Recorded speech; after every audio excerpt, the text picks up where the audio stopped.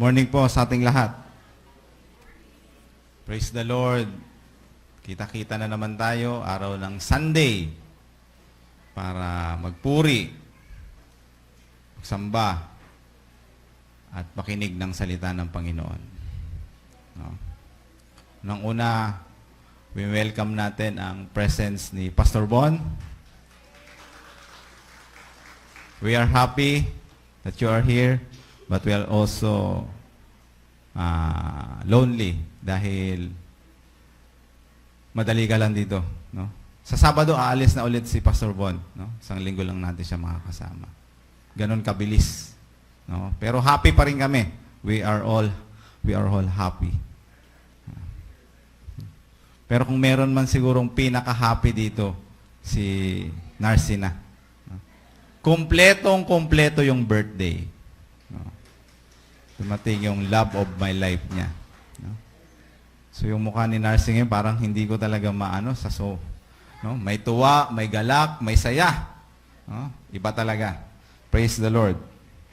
So, ngayong Sunday po ay nasa second part na tayo ng series natin. Growing in Patience. No? Last Sunday, sinagot natin yung tanong na when. When should we practice patience? No? Doon po sa mga absent, Ma'am Rosal, welcome. Happy rin kami na nandito ka na. Ilang linggo rin. Magaling na? Okay. Yung pinag-usapan last Sunday is when should we practice patience? No? So nagbigay po ako ng 3 letter I. Kailangan nating i-practice ang patience sa panahon na merong irritations, interruptions, and inflictions. So yan po yung message natin last Sunday. Today, sasagutin naman natin ang tanong na why? Why should we practice patience? According sa isang writer, Fulton Sheen, sabi niya, we need to practice patience because patience is power. Patience is not an absence of action, but rather it is timing. It waits on the right time to act, for the right time, for the right principle, and in the right way. No, yan po yung patience. Patience acts on the right time, right principles, and in the right way. Dagdag pa ng isang author, the greatest power is often simple patience. We cannot control external circumstances, the action of other people, but patience means tolerance, wisdom, strength, and calmness. So yan po yung title ng message natin. Paano ba to? Okay. Mali.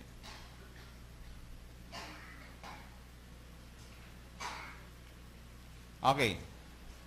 Title po ng message natin is The Power of Patience. Na makikita po dyan sa James 5:11 to 17. Meron po tayong 7 to 11. 5 verses. Basahin po natin. Be patient, then brothers and sisters, until the Lord's coming. See how the farmer waits for the land to yield its valuable crop, patiently waiting for the autumn and spring rains. You too, be patient and stand firm, because the Lord's coming is near. Don't grumble against one another, brothers and sisters, or you will be judged. The judge is standing at the door. Brothers and sisters, as an example of patience in the face of suffering, take the prophets who spoke in the name of the Lord. As you know, we count as blessed those who have persevered. You have heard Job's perseverance and have seen what the Lord finally brought about. The Lord is full of compassion and mercy. Okay. So, 4 times po natin nakita yung word na patient or patience. 4 times. 2 beses sa verse 7, isa sa verse 8, at isa sa verse 10. Okay. Meron din tayong makikita diyang word na perseverance, verse 11. No? So, based po sa text natin na James 5 to 11, magbibigay po tayo ng tatlong power ng patience, no? Na makikita natin kung meron po tayong pasensya sa buhay. Magbibigay po ako ng tatlong power na makikita sa buhay natin kung meron po tayong patience. 3 power of patience. Una, patience gives us power to be faithful. No. Mga kapatid, mahirap maging tapat. Mahirap maging faithful sa Panginoon kung wala pong patience. As we all know, our patience and commitment to God has a tendency to waver, falter, and stagger because of adverse circumstances, afflictions, and suffering. Dahil po yan sa mga nangyayari sa atin. Yung iba nga, hindi mo lang ma-invite sa party. Magtatampo na. No? Balita ko, matampuhin daw tayo. Pero wala na sigurong mas matindi pang magtampo sa amin ni Pastora Lab. No? Matampuhin din kami. No? Yung iba, hindi lang ma-invite sa party. No? Magtatampo, hindi na magsisimba. Yung iba, meron akong kilala, natisod sa pastor. 10 years, hindi nagsimba. Grabe. Tindi. No? But patience gives us power to remain firm, strong, and faithful. Minsan, dahil sa sobrang laki ng problema sa buhay natin, no? May tendency na magkukulaps yung faith natin sa Panginoon. No? Kung meron po tayong pinagdadaanan na mabigat na pagsubok, kung wala po tayong patience, mahirap maging faithful sa Panginoon. No? Subalit kung meron po tayong patience sa kabila po lahat ng dinadanas natin, ito po ay tutulong sa atin na manatiling malakas, matibay, at matatag. Ito po yung nararanasan ng mga believers sa time ni James, nung sinulat ni James yung word na, be patient. Dahil sa time na mga believers, yung mga believers sa time na sinulat ni James, ang sulat na ito, sinusubukan ang kanilang katapatan sa Diyos. Ano pong klaseng pagsubok ang dinaranas ng mga believers sa time ni James? Ang mga believers sa time ni James ay nakakaranas ng iba't ibang klaseng injustices, oppressions, abuse galing sa mga mayayaman. No? Inaabuso sila, kinakawawa at pinapahirapan. At sinulat ito ni James, be patient, ang aim niya is to give them hope and to remind them to remain faithful in the Lord. Be patient. No? Perseverance, long-suffering, patience. Sabi pa niya sa verse 7. Oh. Be patient, verse 7, until the Lord's coming. Verse 8, be patient because the Lord's coming is near. No? Ikonekta ni James yung patience sa the Lord's coming. So kung titingnan po natin yung Lord's coming, ito po yung reward ng ating faith. Ito po yung pinakahihintay natin. Ito po yung climax ng pagsaserve natin sa Panginoon. Na tayo ay makakasama kay Lord sa muli niyang pagbabalik. Subalit mga kapatid, mahirap manatiling tapat sa Panginoon kung araw-araw, tulad ng sinabi ko last Sunday, may masasalubong tayong mga irritations, no? Interruption and infliction. At kung maubos yung pasensya natin, ang tendency, magfa-falter yung faith natin kung wala tayong patience. Okay. Sabi ni James, kung mahirap manatiling tapat sa gitna ng mga suffering, sinabi niya, see how the farmer waits.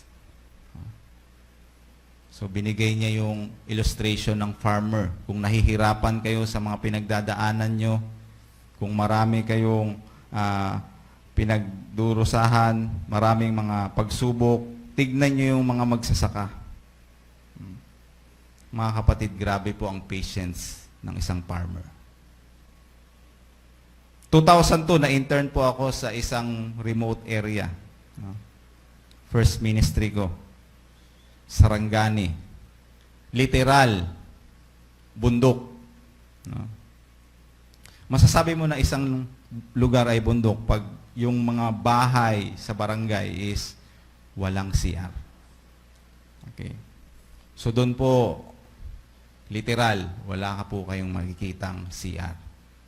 So, pag may nakita kayo na tao na dumaan sa mga damuhan, hindi sumusunod sa tamang daan, alam na, lumilihis ng landas. Okay. So, doon po naranasan po namin na mag-araro. Alam niyo po, sobrang hirap po mag-aralo kasi bago po nyo tataniman ng palay, ay kailangan pong araruhin ng 4 na beses. Ganun po katindi. 4 na beses. Bago ka makapagtanim, babali-baliktarin mo yung mga lupa. At kung tapos mo ng araruhin, ito naman time na magtatanim ka. Pagtatanim lang, kailangan din ng pasensya dahil buong araw kang nakayuko. Magtanim ay di biro. Tapos, kung ang yung tinanim na palay ay lalaki na, tutubo na, sabay rin natutubo yung mga damo. Sabay sila. May manggugulo na mga damo sa tanim mo. So, kailangan mong linisin. Kung panahon na may bunga na, nagsisimula ng mamunga yung tanim na palay. Ito rin naman yung time na aatakihin ito ng mga insekto o mga hayop. Mga daga, tipaklong, mga ibon. So, kailangan pong bantayan. No?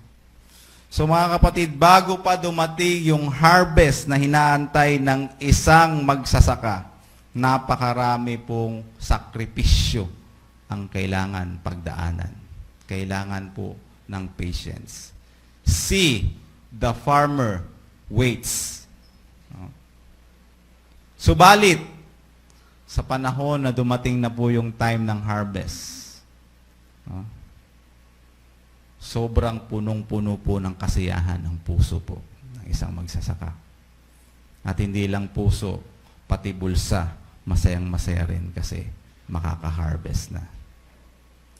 So mga kapatid, ganito po yung buhay natin as Christian. Habang tayo ay naglilingkod sa ating Panginoon, marami pong tayong disappointments, maraming struggles, maraming challenges, maraming sacrifices. Kailangan natin na maging patient. We need to remain resolute, to remain resilient, and to resist sinning. In a word, we are to exercise godly self-restraint. Kailangan po natin ng patience. Kung gusto po natin maging faithful sa Panginoon, manatiling tapat, kailangan nating manatiling patient. Kahit na nabalian ka ng paa sa pagbabalibol, kailangan pa rin magpatuloy sa pag-worship. Kailangan pa rin patuloy sa pagsimba. Kahit na ikaw na lang yung Christian sa pamilya mo, kailangan po natin na maging patient. Kahit po pangit yung ugali ng biyanan mo, lagi kang inaaway, kailangan pa rin pong patuloy na manatiling tapat sa Panginoon. Kahit na po naghihirap tayo financially, maraming binabayaran, kailangan maging patient. Ibigay natin yung part ni Lord. Magbigay tayo sa simbahan. Kailangan po natin na maging patient. Kahit na nabigo ka sa mga goals mo, nabigo ka sa mga mithiin mo sa buhay, kailangan mong maging patient. Kailangan mong manalangin pa rin at maniwala sa Panginoon. Patience gives us power to be faithful. Sabi pa sa Isaiah 40:31, but they who wait upon the Lord shall renew their strength. They shall mount up with wings like eagles. They shall run and not be weary. They shall walk and not faint. So yung faith natin, meron yan dapat kakambal na patience. Okay. Pangalawa po, patience gives us power to be fruitful. May kapangyarihan ng patience na maging fruitful yung buhay natin. Patience leads to prosperity. It guides to promotion and brings God's promises sa buhay natin. Many people miss the fruit of their labor because they lose patience when their labor does not give immediate result. Patience will give us power to be fruitful because it helps us to wait and to continue na gawin natin ang dapat natin gawin habang inaantay natin yung right time. Meron pa nga di bang kasabihan? Pag may tiyaga, may nilaga. Kailangan po ng patience. Kailangan ng tiyaga. Ginamit po ni James yung buhay ni Job as illustration. Isa sa greatest example ng patience si Job. You have heard of Job's perseverance and have seen what the Lord finally brought out. Narinig nyo ang tungkol sa pagtitiis ni Job at ginawa sa kanya ng Panginoon sa bandang huli. Take note sa bandang huli. Brought about. Alam niyo po ba kung anong naging bunga ng patience ni Job sa buhay niya? Unang-una, dahil sa patience ni Job, napagtagumpayan niya yung lahat ng mga pagsubok, mas lumago yung relasyon niya sa Panginoon. Nag-grow siya. Pangalawa, lahat ng nawala kay Job, ibinalik ng Panginoon. Doble. Pangatlo, si Job binigyan ng mahabang buhay ng Diyos. At pang-apat, lahat ng anak ni Job namatay pero binigyan siya ng anak ulit. 10. At kung babasahin niyo yung verse 52 ng Job, last chapter, yung 3 babae ni Job, pinakamagandang babae sa balat ng lupa. Patience. Hindi lang yun. Pag-usapan din natin si Joseph. Isa rin sa example ng patience, si Joseph. Grabe yung napagdaanan ni Joseph sa buhay niya. Sunod-sunod. Kinapuutan ng mga kapatid niya. Pinagplanuhan, patayin. Grabe. Kapatid mo, pagpaplanuhan kang patayin. Kinainggitan, kinapuutan.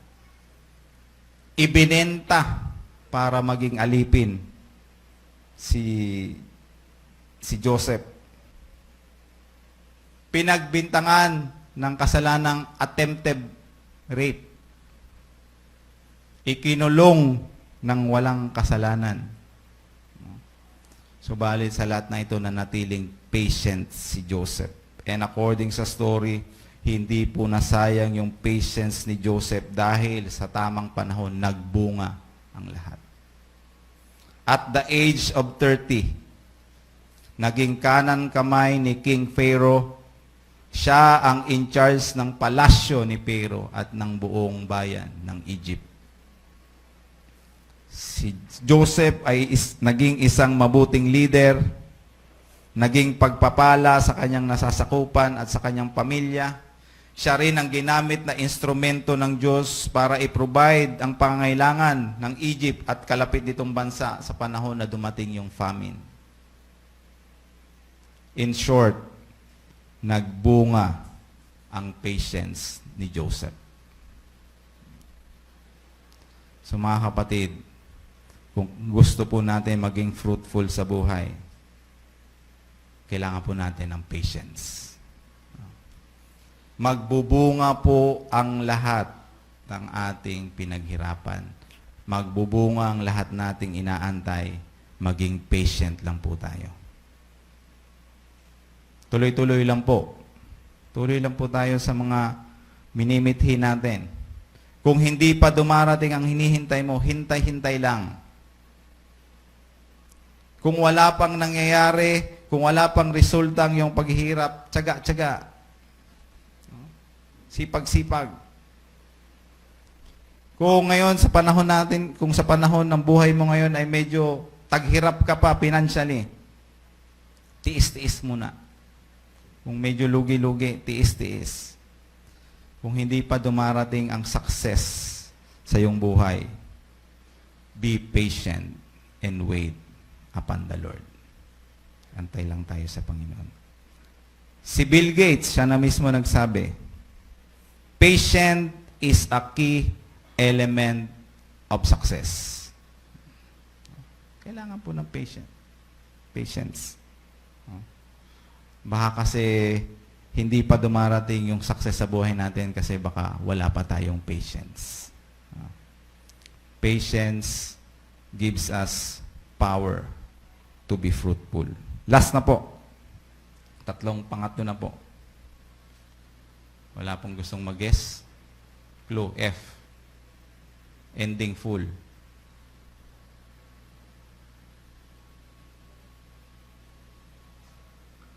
Patience gives us power to be forceful. Parang redundant na yan, pastor. May power na, may force pa. Mga kapatid, ganun po talaga pag may patience ang isang tao. May power ka na, may force ka pa. Tingnan ko sa dictionary yung forceful. Having a strong and confident quality expressed in a way that is effective and that influences people's thought and ideas. No? Merong force. May dating. Tingnan niyo po yung verse 10. Brothers and sisters, as an example of patience in the face of suffering, take the prophets who spoke in the name of the Lord. Prophets who spoke in the name of the Lord. No? Ang mga prophets sa Old Testament na nasipagsalita sa pangalan ng Diyos ay naging effective. Yung mga prophets na may patience, nagkaroon ng impact yung buhay nila. Dahil sa patience, naging forceful ang kanilang buhay at ang kanilang mensahe, itong mga prophets na to. Kung forceful as character ang pag-uusapan natin, tinignan ko rin sa dictionary. Forceful tends to emphasize a more assertive, dynamic, or powerful personality. A person with a forceful character may be described as bold, assertive, and influential.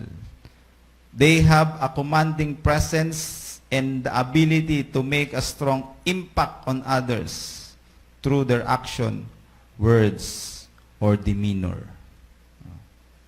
So yung taong forceful is effective, influential, may impact. ang buhay. Hindi po pinangalanan ni James yung mga prophets, kung sino-sino po yung mga prophets sa Old Testament na naging forceful. No? Pero pwede po natin tignan ang isang buhay ng isang prophet na nagngangalang Jeremiah. Okay. Si Jeremiah po, isang prophet na ipinakita po niya ang kanyang patience. At makikita natin na napakaganda ng buhay niya naging forceful kahit na po ang mensahe niya.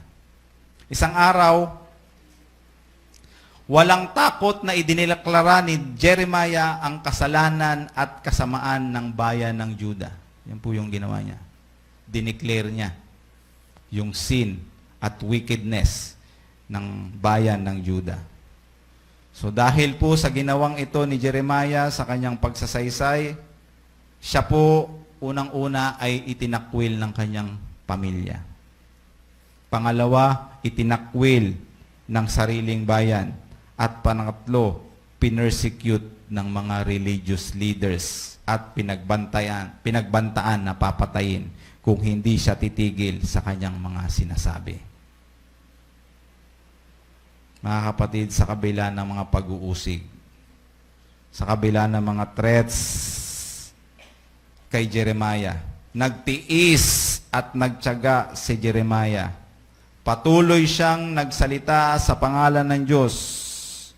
At dahil dito, marami ang nakinig, marami ang naniwala, at marami ang sumunod sa yapak ni Jeremiah. Isang taong may patience na naging forceful na prophet sa Old Testament. Mga kapatid, minsan, wala pong impact yung buhay natin. Wala pong nabibless natin kasi wala po tayong patience. Madali tayong magalit, madali lang uminit yung ulo natin. So wala pong nabibless sa buhay natin minsan. Minsan yung buhay natin wala rin din pong force.